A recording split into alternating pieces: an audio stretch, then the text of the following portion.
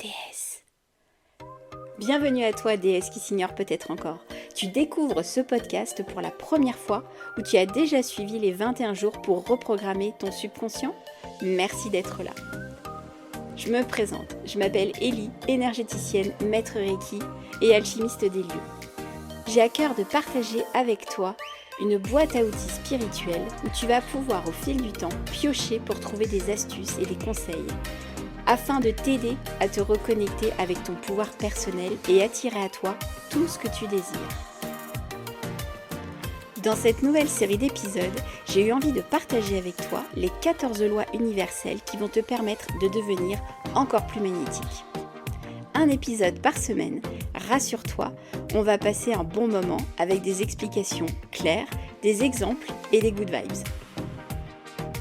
Alors installe-toi comme tu aimes, prends une grande respiration et laisse-toi guider vers une vie plus riche, plus épanouissante et pleine d'abondance. Alors, on termine aujourd'hui avec la loi numéro 14, c'est la loi de la permissivité ou du détachement. Alors, cette loi de la permissivité, pas évident à dire non plus, nous enseigne que pour manifester nos désirs et attirer l'abondance dans nos vies, on doit apprendre à lâcher prise et à faire confiance à l'univers. Je dirais que c'est le meilleur conseil. En nous détachant des résultats spécifiques et en permettant aux choses de se dérouler naturellement, en fait, on ouvre la porte aux possibles qui sont complètement infinis. C'est un champ, mais à perte de vue. Et on a aussi des solutions qui sont souvent inattendues, mais qui sont parfaites pour nous. Alors, les principes de cette loi de la permissivité, le point numéro 1, c'est le lâcher prise. C'est vraiment l'importance de ne pas s'accrocher de manière obsessionnelle aux résultats. Et on a tous un peu tendance à le faire. C'est vraiment de permettre aux choses de se dérouler de façon naturelle. En fin de compte, il faut l'associer à la loi de l'action. À partir du moment où on a fait toutes les actions qu'on pouvait, à partir du moment où tout ce qui a été mis en place a été fait, c'est carré et que là, à un moment donné, on ne peut plus rien faire, il faut faire ensuite confiance, il faut laisser aussi le timing divin faire les choses. Le point numéro 2, c'est la confiance en l'univers. C'est croire que l'univers, il a un plan parfait et que tout arrive pour une raison. Il faut vraiment faire confiance à ce fameux timing divin et aux synchronicités. Donc c'est vrai que des fois, ça peut mettre un petit peu de temps parce que quand en plus ça implique une autre personne ou une entité professionnelle ou quoi que ce soit, alors quand je parle d'entité, je ne parle pas de mauvais esprit, hein. C'est vraiment une structure, eh bien ça peut aussi prendre du temps. Si par exemple on demande un nouveau job, encore faut-il que dans la société il y ait un poste qui se libère par exemple. Donc c'est vraiment cette idée d'être aussi dans la confiance de se dire que de toute façon on va obtenir ce qu'on veut. Par contre, des fois, on est un peu surpris de la façon dont ça arrive parce que si on ne donne pas assez de détails dans ce qu'on veut, eh bien, on peut se retrouver avec des mauvaises surprises. Du genre, on demande un nouveau job, très bien payé, mais on n'a pas précisé qu'on le voulait proche de chez nous. Et on se retrouve avec le poste de nos rêves, mais à 500 km. Bon, là, c'est parce que dans la commande, il y a eu quand même une petite erreur. Donc, il faut faire attention à tout ça, surtout, c'est hyper important. Le point 3, c'est la flexibilité et l'ouverture. C'est vraiment être ouverte aux différentes façons dont nos désirs peuvent se manifester. Et pas se limiter dans des attentes trop rigides. C'est pour ça qu'en fait, bien souvent, il faut demander avec un max de détails, de façon à ce que l'univers attire à nous ce qui est le plus approprié. Peut-être que des fois on s'arrête sur un point en particulier, un détail, et finalement c'est pas ça qui fait la différence. Finalement, c'est un petit peu comme quand on visite un nouvel appartement. Au départ, on se met plein de critères dans la tête, on veut ci, on veut ça, puis finalement on arrive dans l'appartement, il n'a pas la moitié des critères, mais c'est le coup de cœur, et donc on accepte.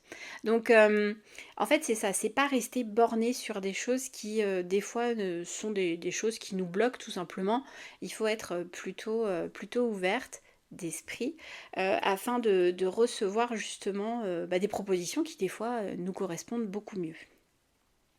Le point numéro 4, c'est la libération de l'attachement. C'est comprendre que l'attachement excessif peut créer des blocages énergétiques. Donc c'est vraiment pratiquer le détachement émotionnel pour libérer l'énergie et attirer ce que l'on souhaite. Bien souvent, quand on est vraiment dans l'attente de quelque chose, quand on est trop bloqué sur quelque chose, qu'on y implique vraiment beaucoup d'émotionnel, ça bloque. Ça bloque, et puis ça nous fait souffrir en plus. Hein. Donc là, vraiment, c'est ce côté où on se dit, j'ai envoyé ma demande, maintenant, je passe à autre chose, je fais autre chose. Alors, comment appliquer cette loi de la permissivité? Tout d'abord, tu vas pouvoir la pratiquer grâce à la méditation et à la visualisation. Donc tu peux utiliser la méditation pour te concentrer sur tes désirs tout en lâchant prise sur la façon dont ils vont se manifester. Tu peux aussi visualiser tes désirs avec clarté, puis tu vas relâcher l'attachement du résultat. C'est vraiment cette idée que t'envoies une bouteille à la mer et tu ne sais pas du tout qui va attraper le message. Ce que tu sais, c'est que la mer va emporter le message vers quelqu'un. Il faut faire confiance. Alors oui, tu vas me dire que toutes les bouteilles à la mer n'ont pas été trouvées, sans doute, et c'est sûr, mais il y avait une raison. Et en l'occurrence, par contre, c'est un petit peu plus sûr, la demande à l'univers. Donc c'est un peu comme quand tu envoies un mail, tu rentres l'adresse du destinataire, tu écris ton mail. Par contre, tu ne sais absolument pas quand la personne va te répondre et tu ne sais pas d'ailleurs si elle va recevoir le mail et si d'ailleurs le contenu de ton mail, c'est quelque chose qui va l'intéresser, si elle a une réponse à te donner, enfin bon bref, il y a plein d'inconnus. Donc c'est un peu ça. L'idée, c'est de te dire, fais l'action, toi, d'envoyer tes demandes, et tu peux le faire plusieurs fois, hein, c'est pas une fois, hein, c'est pas comme Pec Citron, une goutte ne suffit pas. Il faut y aller, il faut pas hésiter, et surtout, l'élément magique qui est le plus difficile à faire, c'est vraiment de se détacher du résultat. C'est t'envoies ta demande et pouf, on passe à autre chose. Du coup, après, tu peux aussi travailler avec des affirmations positives. Tu vas utiliser des affirmations pour renforcer la confiance en l'univers. En fait, c'est un peu pour nous. Les affirmations positives, ça nous fait du bien à nous, ça nous réconforte et ça nous permet de nous apporter beaucoup de confiance. Tu peux par exemple dire « Je fais confiance à l'univers pour me guider vers mes désirs ». Ça au moins, ça te permet d'envoyer une belle intention pure et nette à l'univers. Tu peux aussi être dans l'acceptation et la patience. Donc accepter que tout ne se passe pas toujours comme prévu et surtout avoir la patience de laisser les choses se dérouler à leur propre rythme. C'est un peu le côté cyclique dont on a parlé dans les épisodes précédents. Pratiquer la gratitude pour le moment présent et pour surtout ce qui est déjà manifesté. Donc une fois de plus, on est dans cette loi de la gratitude, c'est reconnaître tout ce qu'on a déjà, de façon à générer du positif en nous, de façon à nous apaiser, à apaiser le mental et à ne pas nous mettre dans cette attente et ce manque. Et ensuite, on va prendre des actions inspirées. Donc prendre des actions alignées avec ses désirs sans s'attacher à l'issue de chaque action. C'est vraiment suivre son intuition et agir quand on se sent inspiré. Donc là, pour le coup, c'est un petit peu plus difficile parce que là, c'est vraiment s'écouter et se faire confiance. Certains vont y arriver, d'autres vont avoir besoin d'entraînement, mais c'est pas grave, on peut tous y arriver. C'est juste une question de vouloir. C'est juste une question de lâcher prise, ce fameux d'entraînement. Donc voilà, c'est comme de la gymnastique. Il y en a qui vont réussir à faire une série de pompes et puis d'autres qui vont lâcher au bout de la première et puis en s'entraînant, ils vont réussir ensuite à faire une série complète. C'est exactement pareil. Donc pour conclure, finalement, la loi de la permissivité, si on la pratique, ça va nous permettre de nous libérer des blocages énergétiques et permettre à l'univers de travailler à notre avantage.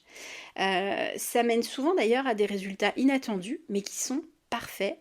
Et il y a une vie qui est remplie de synchronicité et d'abondance. Et ça fait du bien quand on voit tous ces signes autour de nous. Des fois, on les comprend pas toujours, on les voit pas toujours. Mais c'est une fois de plus se faire confiance. Et je sais pas si ça vous a déjà arrivé, mais par exemple, vous avez commandé un bijou, un vêtement, peu importe, et puis vous recevez pas du tout ce que vous avez commandé. Vous recevez autre chose, mais par contre, c'est beaucoup plus adapté. Vous y auriez jamais pensé. Vous auriez peut-être même jamais osé commander ce produit parce que la couleur, vous hésitiez, la forme, vous saviez pas trop. Et puis finalement, le destin a fait que, et finalement, c'est tellement mieux que ce que vous aviez décidé au départ. Et bien c'est un peu ça justement, cette loi de la permissivité. Donc osez, permettez-vous, et puis envoyez vos souhaits à l'univers et voyez ce qui arrive. En tout cas, il n'y a que de bonnes surprises qui peuvent arriver.